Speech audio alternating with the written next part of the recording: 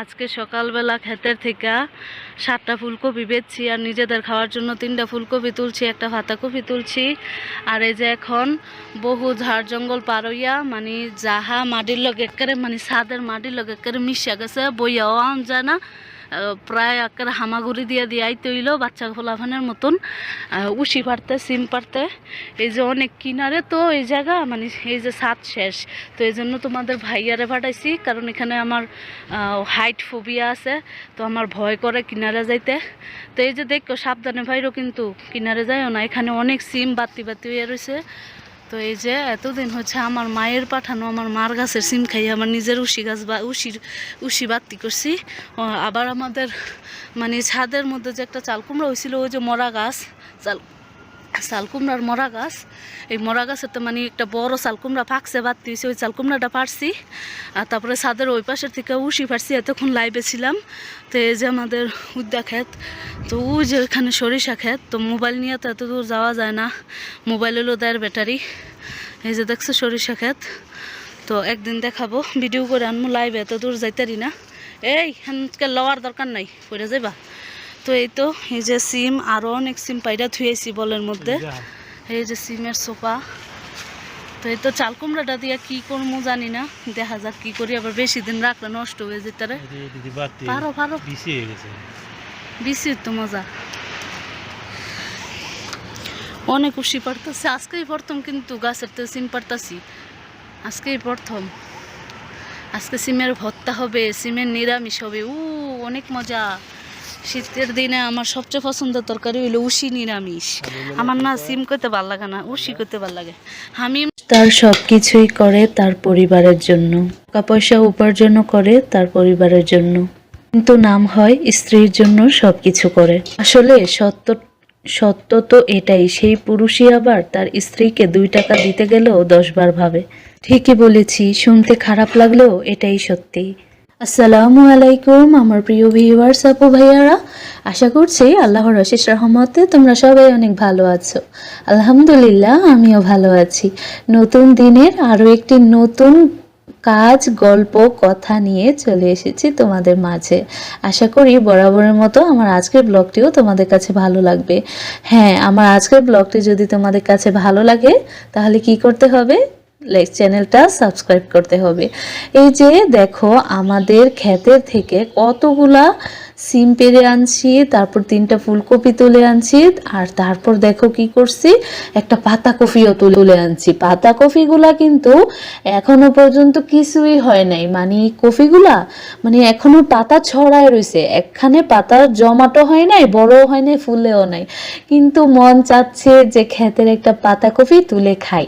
তো ওই দিন একটু সকালবেলা লাইভে গিয়েছিলাম, লাইভে গিয়ে সবকিছু তুলে এনেছি, পরে তো আর লাইভে কেটে দিয়েছি, ঘরে এসে রান্না বান্না করছিলাম, খুব তাড়াহুড়ো করে রান্না করতেছিলাম আপুরা, কত তাড়াহুড়ো যে করছি, মনে হয় যে মানে 1 ঘন্টায় আমি রান্নাগুলো সব শেষ করছি। আসলে আপু ভাইয়েরা রান্না করতে আমার কাছে খারাপ লাগে না, সবজি কাটতে আর 2-3 মানে সময় পার হয়ে যায়, এত সময় লাগে। আর শীতের দিন আসলে আমার সত্যি সত্যি তরকারি কাটতে কাটতে, সবজি কাটতে কাটতে দুপুর গড়িয়ে যায়। তো এই যে দেখো বাঁধাকপি কাটলাম, ফুলকপি কাটলাম, আর আমি তো একটু কৃপণ, ভিটামিনের কারণে দেখা যায় যে ফুলকপির একটা ডাগা, একটা ধেরাও হচ্ছে ফালাই না, সবগুলা ধেরা নিয়ে সিদ্ধ কইরা, আলুর চাইতে বেশি মজা লাগে ফুলকপির ধেরা সিদ্ধ কইরা খাইতে। ভালো করে সিদ্ধ করলে আলুর চাইতে বেশি মজা লাগে। আর এখন হচ্ছে আমি পাতাকপি ভাজি করব, তো এই জন্য দিয়ে দিছি তেলের মধ্যে কয়েকটা পেঁয়াজ কুচি। তো পেঁয়াজ কুচিটা দিয়ে একটু নেড়ে চেড়ে ভাজি করে নিচ্ছি। দেখো এই কড়াইটা আমি কত শখ করে কিনেছিলাম একটা মেলা থেকে। তো কড়াইটার মধ্যে যেটাই রান্না করতে যাই না কেন কড়াইটার নিচ দিয়ে লেগে যায়।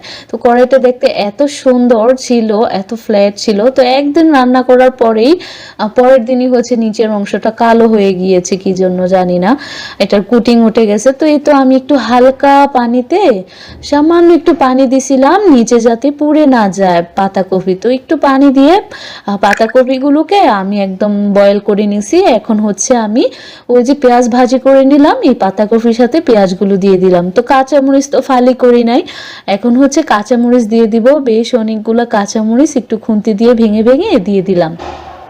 মানে একটু হাত দিয়ে ভেঙে দিয়ে দিলাম, এখন আবার বটিতে গিয়ে বসবো। তো এই জন্যই যারা যে আপুরা নাইফ দিয়ে কাটাকুটি করতে পারে তাদের জন্য অনেক বেশি সুবিধা, তাই না?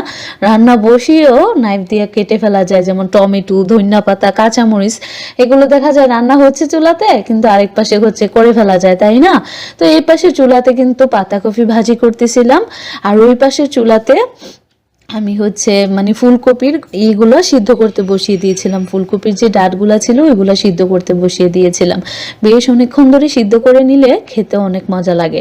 আর এইদিকে দেখো ছোট এই সাইজের যে তেলাপিয়া মাছগুলো আছে এইগুলো তোমাদের ভাইয়া পছন্দ করে, আমিও পছন্দ করি, কিন্তু এর চাইতে সাইজ একটু বেশি হয়ে গেলে মানে আরেকটু বড় যেগুলা ওইগুলো তোমাদের ভাইয়া খেতে চায় না, তো আমার কাছেও ভাল লাগে না। তো দেখো জানালার বাতাসে আমার হাতের হলুদ আরেক দিকে ছড়ায় নিয়ে যাইতেছে গা। তো আমি তো দেখছো বাতাসে হলুদ কোথায় নিয়ে চলে যাচ্ছে। তো আমি হচ্ছে বাহিরের মনোরম পরিবেশ দেখতে দেখতে রান্না বান্না করতেছি। আমাদের বাড়ির পিছনে যে জায়গাটা আছে না, লিচু বাগান, এখানে এত পশু পাখি, মানে কত রকমের যে পাখি। তো মাঝে মাঝে শর্ট ভিডিওতে আসে না, চায় না শর্ট ভিডিওগুলো এরকম মাছের লেজ তেলের মধ্যে দিয়ে আগে ভেজে মানে একটু এরকম নাড়িয়ে নাড়িয়ে তারপর তেলের মধ্যে দিয়ে দেয়। তো দেখো কি দুষ্টামি করতেছি রান্না করতে করতে, ওইরকম করে ভিডিওর কথা মনে পড়ে গেছে। আর তেল দিতে গিয়ে মানে তেলের মধ্যে মাছ ছাড়তে গিয়ে ভিডিওর কথা মনে পড়ে গেছে, ভিডিওতে যে দেখি। এই তো এদিকে হচ্ছে পাতাকপি ভাজি হয়ে গেছে, তারপর ওই পাশে মানে মাছটা সিদ্ধ বসিয়ে দিলাম, মাছটা ভাজি বসাই দিলাম। কি যে বলি না, একটা বলতে গেলে আরেকটা বলে ফেলি। তো আপুরা তোমরা যারা আমার ভিডিওগুলো কষ্ট করে দেখো, প্লিজ প্লিজ একটু ধৈর্য ধরে ভিডিওটা দেখো। এরকম টেনে টেনে কেন দেখো? টেনে টেনে দেখো না প্লিজ, যতটুকু পারো 3 মিনিট 5 মিনিট 7 মিনিট প্লিজ একটু দেখো। এখন তো আমি কত ছোট ছোট ভিডিও দিই, দেখো এই ভিডিওটা ছিল আধা ঘন্টারও উপরে, তোমাদের জন্য কাটসাট করতে করতে আর ছোট করতে পারলাম না। আর এই যে এইদিকে বাঁধাকপি ভাজি হয়ে গিয়েছে, মাছ ভাজি করতেছি, এদিকে হচ্ছে শুকনা মরিচও ভাজি করে নিতেছি।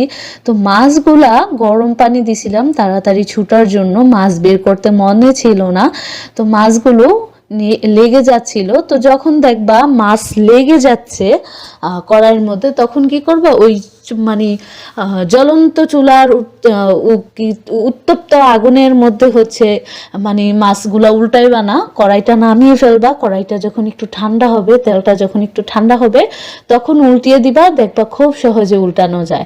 আর যদি দেখো মাছ লেগে যাচ্ছে কিন্তু মানে এরকম গরম অবস্থায় চুলার মধ্যে রেখেই যদি তুমি করতে চাও তাহলে কিন্তু ভেঙে যাবে। আমি হচ্ছে একটু কড়াইটা নামিয়ে নিয়ে তারপর করছিলাম।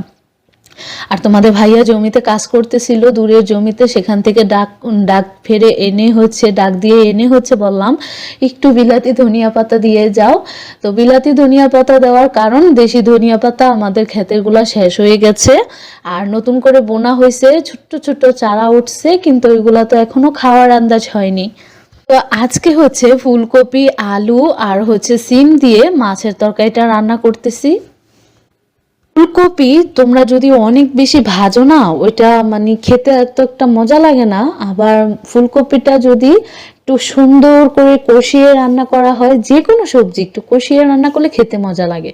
আমিও না আগে ভাজা ছাড়া সবজি খেতে পারতাম না, কিন্তু এখন আমার কাছে সবজি ভেজে রান্না করার চাইতে সবজি কষিয়ে রান্না করলেই ভাল লাগে। সবজির রং সুন্দর থাকে, সবজির পুষ্টিগুণ বজায় থাকে। এই তো তেলের মধ্যে পেঁয়াজ, হলুদ, মরিচ, লবণ দিয়া একটু পানি দিয়া একটু ঝোলটাকে মানে মশলাগুলোকে একটু কষাই নিয়া তারপর সিদ্ধ করে রাখা ফুলকপির ডাঁট, আলু, তারপর ফুলকপির ফুল, সিম, এগুলো দিয়ে একটু নেড়ে চেড়ে হচ্ছে বসাই দিছি কষাতে। আর এই যে এদিকে হচ্ছে সিমের যে ভর্তা বানাবো, এবছরের প্রথম সিমের ভর্তা। উফ, সিমের ভর্তা হলে আমার কাছে আর কিচ্ছু লাগে না ভাত খেতে। তো অর্ধেক সিমের ভর্তা মনে হয় আমি একাই খাইছি। আর সিমের ভর্তার মধ্যে এরকম গোল গোল করে রিং রিং করে পেঁয়াজ কেটে দিলে না দেখতে মজা লাগে, সুন্দর লাগে। তো আমি শুকনা মরিচের সাথে আর পেঁয়াজের সাথে হচ্ছে লবণ দিয়ে একদম হাত দিয়ে মিশিয়ে নিতেছি। আর এইদিকে আমার দুই পাশে চুলাতে হচ্ছে রান্না হচ্ছে, এক পাশে হচ্ছে ভাত আর এক পাশে ওই যে ফুলকপির তরকারি। তো এই তো আমার প্রতিদিনের এই ঘ্যান ঘ্যান প্যান প্যান যাদের কাছে শুনতে শুনতে ভালো লাগে না, তারা হচ্ছে কি করবা বলো তো, একটু ভালো না লাগলেও শুনতে থাকো। তো ফুলকপির ডাঁটগুলো এতটাই নরম করে সিদ্ধ করছি, প্রথম যদি দিতাম তাহলে একদম খইয়া যাইতো, মানে একদম নরম হইয়া গইল্লা যাইতো গা। তো এই জন্য পরে দিলাম, আর এখন দিয়ে দিলাম অল্প পরিমাণে ঝোল, কারণ এগুলো একটু সিদ্ধ করে নিয়েছিলাম। আর আমি কিন্তু ফুলকপি সিদ্ধ, পাতাকপি সিদ্ধ, পানি কিন্তু ফেলে দেই না, এগুলো ছেঁকে রেখে দেই, তারপর তরকারিতে ঝোল হিসেবে ব্যবহার করি। তো একটু লবণটা দেখে নিলাম। তো দেখো ভর্তা বানানোর পাশাপাশি কত কাজ করতেছি, তো লবণে হয় নাই, লবণ দিয়ে দিলাম। আর রান্না করতে করতে খুঁজে পেলাম কি দেখো, তোমাদেরকে এখনই দেখাবো। জানালার বাইরে ইয়া বড় একটা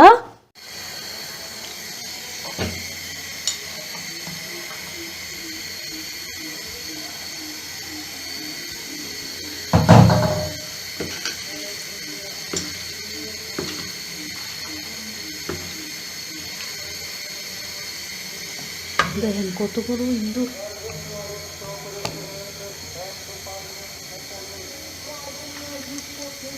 আপু ভাইয়ারা দেখেন কত বড় ইন্দুর, গাছ কাঁঠাল গাছের উপর ভাইয়া উঠতেছে।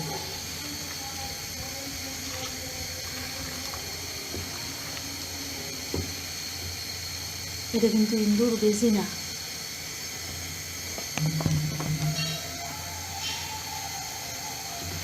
ওই তুমি এনো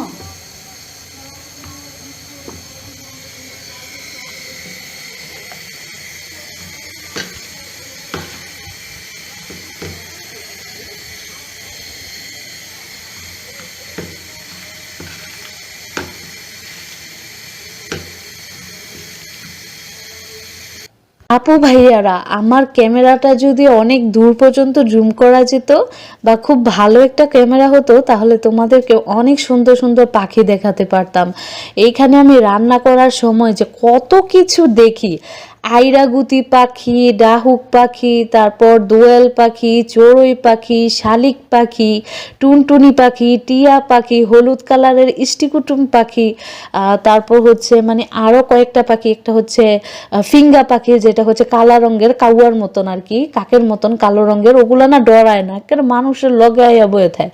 তারপর একদম ছোট্ট ছোট্ট টুনটুনি পাখি এগুলি কি করে, মাঝে মাঝে আমার এই পাশেও ক্ষেত আর পিছনে হইতেছে জঙ্গলের মতো বাগান, মনে করে কি আমার গড়টাও যে একটা বাগানের অংশ। কয়েকদিন আগে টুনটুনি পাখি প্রায় জানালা দিয়া, ওই গরমের দিনে যখন সব দিকের জানালা খোলা থাকে, বিশেষ করে উত্তর দিকের জানালা যখন গরমের দিনে তো খোলা রাখা হয় যাতে বাতাস আসে, এই জন্য তো উত্তর দিকের জানালা দিয়ে টুনটুনি পাখি হইতেছে ঘরের মধ্যে চলে আসে।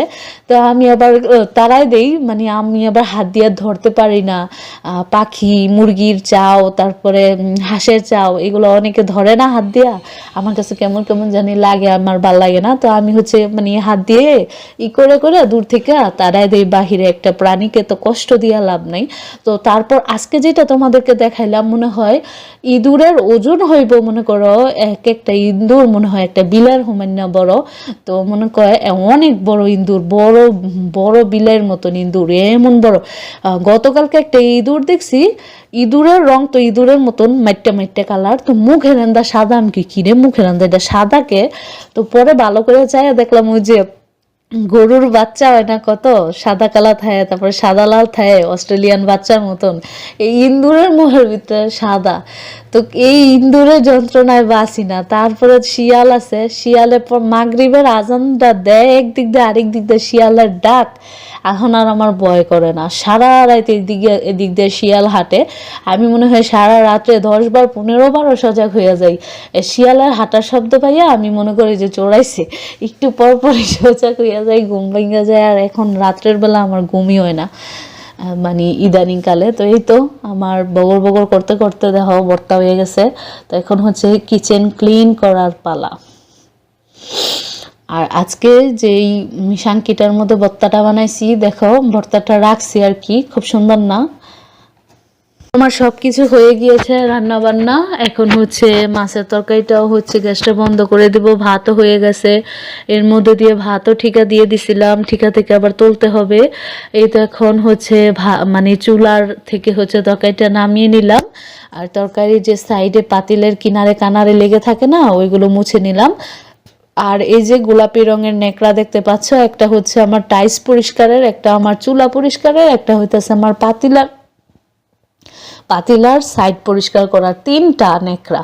তো তোমরা হয়তো এক কালার দেখে বলতে পারো, ছি আপু যেটা দিয়ে নিচে মুছে ওইটা দিয়েই আবার উপরে মুছে। না রে বাবা, 2টা 3টা 4টা 5টাও আছে, জানালা বড়া শুধু নেকড়াই হচ্ছে পরিষ্কার করার। দেখো দেখো কিভাবে মুছতাছি, তারপরও মনে হয় যে কি জানি মুছি নাই। আর এই যে চুলার পেছন দিয়া যে 2টা ইট দিয়া দিছি, এই ইট দেওয়ার কারণ হইতেছে কি, চুলা খালি লইরা যায়, মানে এই জন্য পিছনে 2টা ইট দিয়ে দিছি, চুলা খালি নিচে মানে নড়াচড়া করে, এই জন্য দিয়ে দিছি।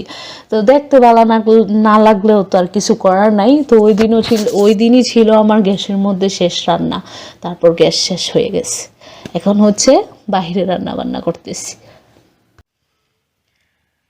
আজকের খাওয়া দাওয়া হইতেছে ক্ষেতের পাতাকপির ভাজি, ক্ষেতের উশির ভর্তা, ক্ষেতের কফি আর উশি দিয়া তেলাপিয়া মাছের তরকারি, এই যে মরিচ ভাজি, গিলি দিয়ে অনেক খামু। একবারে ভাত লইছি, বিসমিল্লাহ।